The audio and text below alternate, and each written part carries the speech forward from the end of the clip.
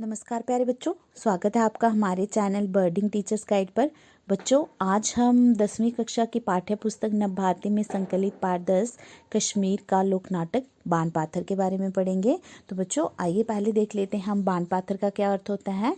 तो सबसे पहले जो भांड संस्कृत का जो भांड शब्द है वो बदलकर कश्मीरी में बांड हो गया और इसका अर्थ हो गया यहाँ पे बांड का अर्थ हो गया यहाँ पे हंसाने वाले व्यक्ति या अभिनेता। और पाथर पाथर जो है कश्मीरी के उसके बाद आपने बताना है जो पाथर जो है संस्कृत का जो पात्र है वो शब्द बदलकर कश्मीरी में पाथर हो गया और पाथर का यहाँ पे अर्थ हो गया स्वांग या नाटक।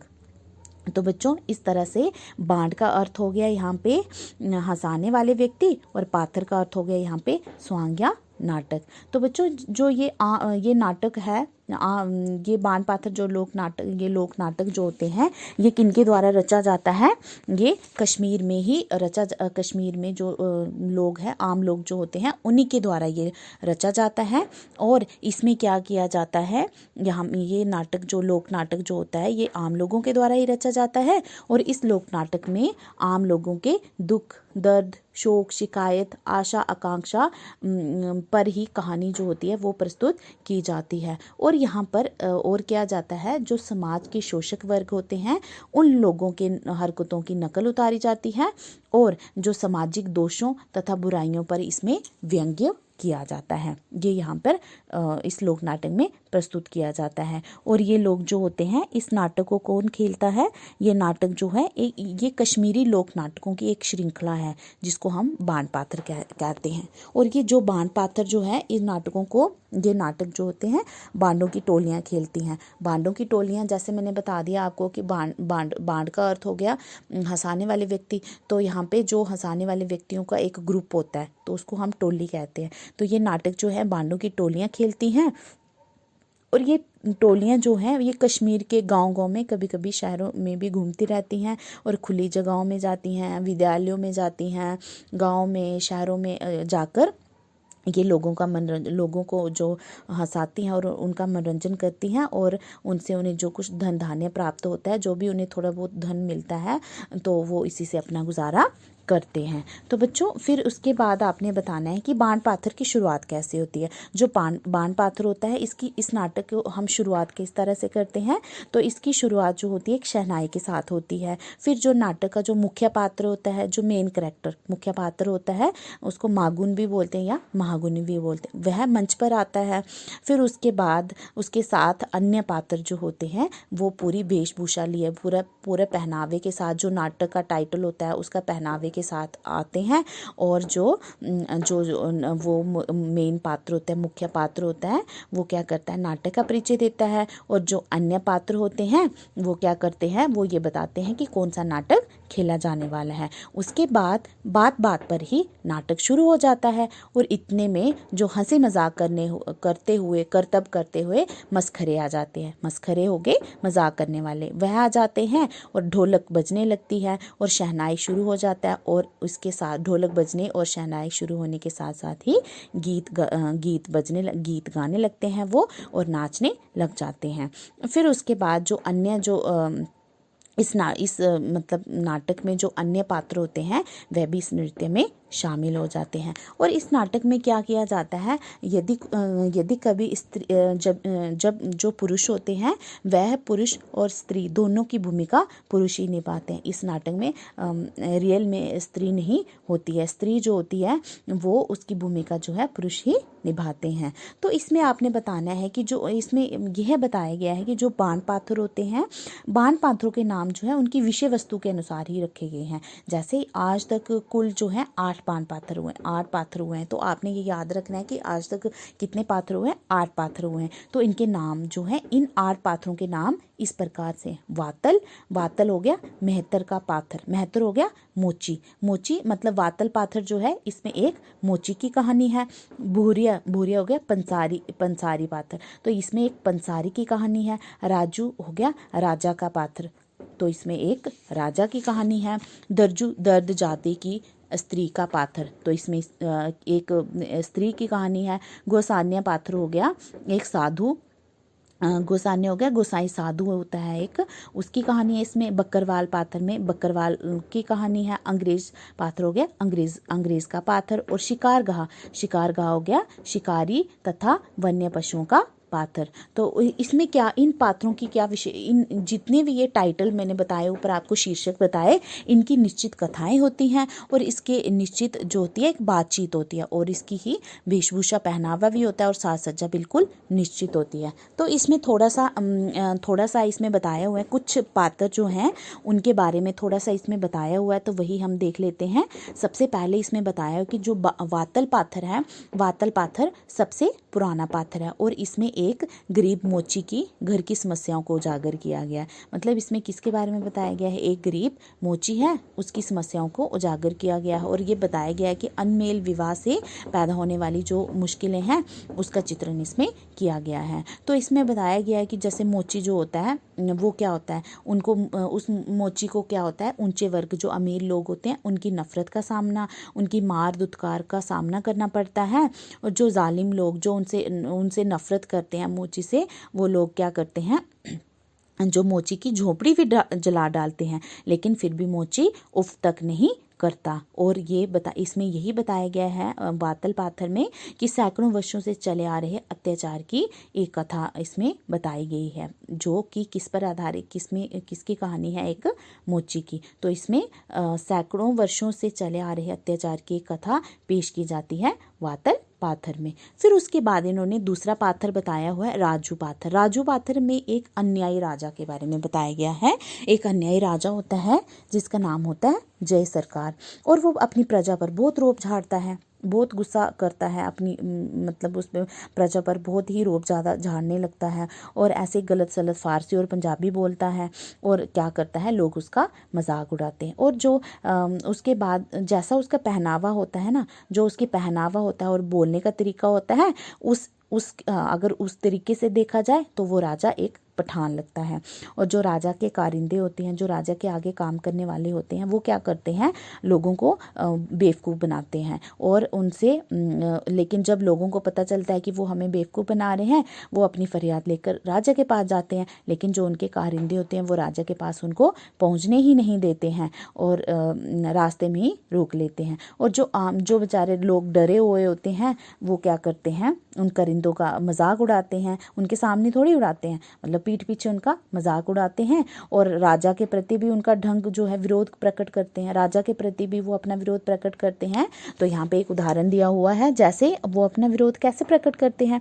जैसे नाई जो होता है, जो नाई क्या करता है, राजा के काले काले बाल जो होते हैं वो चुन चुन कर काटता है और सफ़ेद बालों को रहने देता है। मतलब उसको गुस्सा ही होता है ना, तो वो अपना गुस्सा इस तरह से राजा पर निकालता है कि राजा के काले काले बाल चुन लेता है और जो सफ़ेद सफ़ेद बाल होते हैं वो रहने देता है। फिर उसके बाद इसमें बताया गया है गोसान्य पाथर के बारे में बताया गया। अब गोसान्य पाथर जो है उसमें एक अमरनाथ के एक युवक साधु यात्री पर मोहित होने वाली एक ग्वालिन गोपाली की कथा पेश की जाती है। मतलब एक अमरनाथ के एक युवक साधु होता है, यात्री होता है, तो उस पर एक जो ग्वालिन होती है, ग्वालिन जो होती है, गोपाली उसका नाम होता है, तो वो उस पर मोहित हो जाती है, मतलब उसको उससे प्रेम हो जाता है। तो साधु उसका प्रेम स्वीकार नहीं करता है, तो वो उसको टाल देने की इच्छा से वो उसके सामने बहुत कड़ी कड़ी शर्तें रखता है। बोलता है कि यदि तुम्हें मेरे साथ रहना है तो तुम्हें इस संसार का त्याग करना पड़ेगा और तुम्हें अपने शरीर पर भस्म मलनी पड़ेगी, राख मलनी पड़ेगी और जेवरों का मोह छोड़ना पड़ेगा। तो लेकिन जो गोपाली होती है वो सारी शर्तें मान जाती है। तो फिर वो धर्म संकट में पड़ जाता है। साधु बोलता है ये तो सारी बातें मान गई, अब क्या किया जाए। तो वो क्या बोलता है, अंत में उसे जब कुछ भी नहीं सोचता है तो अंत में वो उसे ललेश्वरी के वाह गाकर मन को शांत करने का उपदेश देता है और वहाँ से अंतर ध्यान हो जाता है, गायब हो जाता है। ललेश्वरी एक कश्मीर की कवित्री है, प्रसिद्ध कवित्री है, तो वो उसके वाक गाने की प्रेरणा देता है और वहाँ से अंतर ध्यान हो जाते हैं। जब उसको गोपाली को अन्य साधु पूछते हैं कि भाई तुमने कहीं देखा है, हमारे साधु को देखा हुआ, तो उसका कोई हमें चिन्ह दो, निशान दो, कोई क्लू दो हमें कि हम उसको ढूंढ पाए, वो कहीं हमें दिख ही नहीं रहा है। तो ये सुनकर जो गोपाली होती है वो और ज़्यादा दुखी हो जाती है और वो ललेश्वर की वाक गाते हुए अपने में ही मगन हो जाती है। इसमें ये बताया गया है। फिर उसके बाद अंग्रेज़ पाथर आ गया। अब अंग्रेज़ पाथर में क्या बताया गया है, अंग्रेज़ पाथर में क्या बताया गया है? अंग्रेज़ पाथर में एक अंग्रेज़ के बारे में बताया गया है कि जो एक अंग्रेज़ होता है वो गांव में आकर लोगों पर रोब झाड़ता फिरता है और वो नंबरदार चौकीदार को पेश होने की आज्ञा सुनाता है। दोनों सरकारी नौकर बिग्गी बिल्ली बनकर अफसर की डैम फैट लैट वाली गालियां सुनते हैं। मतलब दोनों नौकर क्या होते हैं, दोनों मतलब नंबरदार चौकीदार जब उसके आगे वो क्या करते हैं, बिग्गी बिल्ली बन जाते हैं। मतलब बिग्गी बिल्ली मतलब डर जाते हैं, उससे डर कर उसकी जो इंग्लिश में जो वो गालियाँ निकालता है, डैम फैट लैट वाली जो गालियाँ वो निकालता है, तो वो सुनते हैं। हाँ, तो वो सुनते रहते हैं और उसको उर्दू और अंग्रेज़ी तो वो बोलता है, लेकिन कश्मीरी भी उसको थोड़ी वो समझ में आती है। और दूसरे जो लोग होते हैं, मतलब जो दूसरे गांव के जो लोग होते हैं, वो उसकी बोली, जो उसकी अटपटी सी बोली होती है और जो उसकी आदतें होती हैं, उसकी नकल उतार कर उसका मजाक उड़ाते हैं और उसको कुर्सी के बदले हांडी पेश करते हैं। हांडी मतलब कुर्सी नहीं देते हैं उसको बैठने के लिए, उसके बदले में हांडी मतलब एक मटका सा हो गया, मटका देते हैं और जैसे ही वो उस पर बैठता है तो वो क्या हो जाता है, मटका टूट जाता है।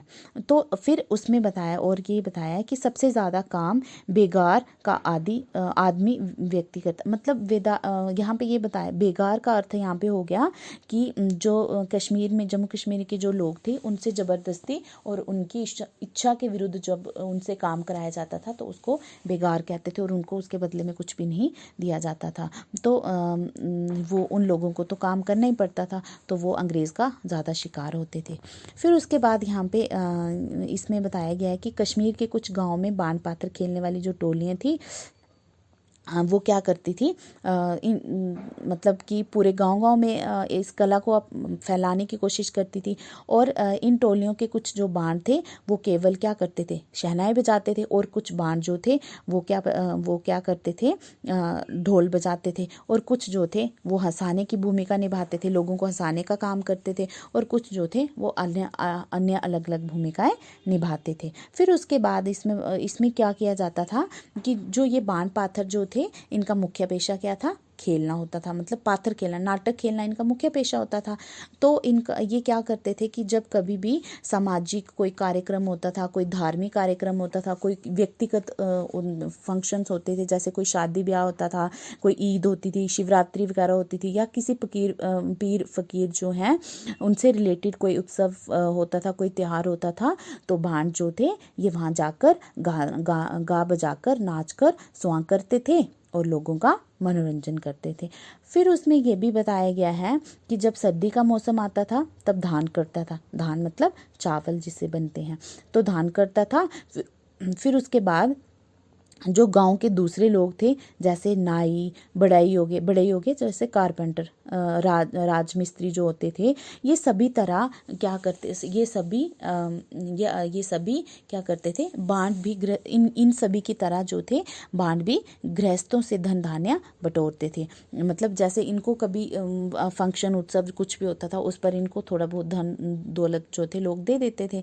और जो राजा महाराजा होते थे उस समय क्या किया जाता था कि जैसे ये पेशेवर लोग होते थे, जैसे जितने भी लोग होते थे जो काम करते थे, वो राजा महाराजाओं को टैक्स देते थे, कर देते थे। कर मतलब टैक्स देते थे, उन पर टैक्स लगता था। तो उनके अलावा जो बांड होते थे, बांडों पर भी टैक्स लगता था। लेकिन जो जम्मू कश्मीर के महाराजा प्रताप सिंह, ये उस समय की बात की जा रही है जब जम्मू कश्मीर पर किसका शासन था, महाराजा प्रताप सिंह का। तो जब महाराजा प्रताप सिंह ने पहली बार उन्होंने कर माफ़ किया था, किस किस पर उन्होंने टैक्स माफ़ किया था, घोड़ा कर माफ़ किया था उन्होंने। कौन कौन सा टैक्स माफ़ किया था, कर माफ़ किया था, घोड़ा कर माफ़ किया था, मवेशी हो गए पशु वो माफ़ किया था, और सड़क कर भी इन्होंने माफ़ कर दिया था। और इसके अलावा उन्होंने बांडों को बेगार से छूट दी गई थी। अब जो बांडों को क्या किया जाता था, उन्हें सरकारी जो अन्न भंडार था, जो सरकारी खजाने में जो अन्न था, अन्न जो होता था,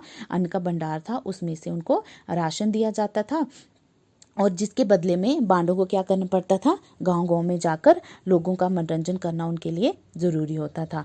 फिर उसके बाद जब हमारा देश आज़ाद हुआ, हमारे देश को स्वतंत्रता प्राप्ति हुई, तो उसके बाद जो जम्मू कश्मीर के जो ज़मींदार थे, ये ज़मींदार वाली प्रथा जो थी ये समाप्त हो गई। और उसके बाद जो किसान जो थे वो अपनी ज़मीन का मालिक खुद बन गए। और इसी तरह तो उस समय जो बांड जो थे ये भी खेती बाड़ी करने में जुट गए। लेकिन बाण पाथर की जो नाटक कला को सुरक्षित तथा विकसित करने के लिए बाणों को बहुत सारी सरकारी प्रोत्साहन, मतलब सरकार ने बहुत सारा प्रोत्साहन दिया इनको, बाणों की जो ये नाटक की कला थी इनको सुरक्षित करने के लिए। और इन बाणों को इनके नाटकों का प्रदर्शन करने के लिए इन्हें देश के दूर दूर क्षेत्रों में भेजा जाता था, बल्कि इनको देश विदेशों में भी भेजा जाता था। और इससे हमारी जो लोक संस्कृति की रक्षा करने में बहुत ज़्यादा मदद मिली है। और आज जो है देश में कश्मीर के बाण पाथर का वही महत्व है, वही इम्पोर्टेंस है जो गुजरात के भव्य, महाराष्ट्र के तमाशा और बंगाल के जात्रा और उत्तर प्रदेश के नौटंकी आदि की है। तो बच्चों इसमें यही बताया गया है कि लोक नाटक क्या होता है, लोक नाटक जो होता है कौन रचता है, लोक नाटक बाण पाथर जो लोक नाटक के बारे में बताया गया। लोक नाटक आम लोगों के द्वारा रचा जाता है। इसमें लोगों के दुख दर्द, जो आम लोग होते हैं उनके ही दुख दर्द के बारे में बताया जाता है, उनकी शिकायतों के बारे में पेश किया जाता है। फिर इसमें यही बताया गया इसमें कि 8 जो है बाण पाथर हैं आज तक। फिर उसके बाद पात्रों की थोड़ा सा बताया गया इसमें कि उसमें थोड़ी सी कथाएं उनसे रिलेटेड बताई गई हैं। फिर उसमें बताया गया कि बांडों पर महाराजा प्रताप ने कर माफ़ कर दिया था। ये भी बताया है कि बांडों पर किस राजा ने कर माफ़ किया था, बांडों पर महाराजा प्रताप सिंह ने कर माफ़ किया था। तो बच्चों मुझे आशा है कि आपको ये पाठ अच्छे से समझ में आ गया होगा। यदि आपको ये वीडियो अच्छी लगी हो तो प्लीज़ चैनल को सब्सक्राइब ज़रूर करें, लाइक और शेयर भी ज़रूर करें। धन्यवाद। नमस्कार प्यारे बच्चों, स्वागत है आपका।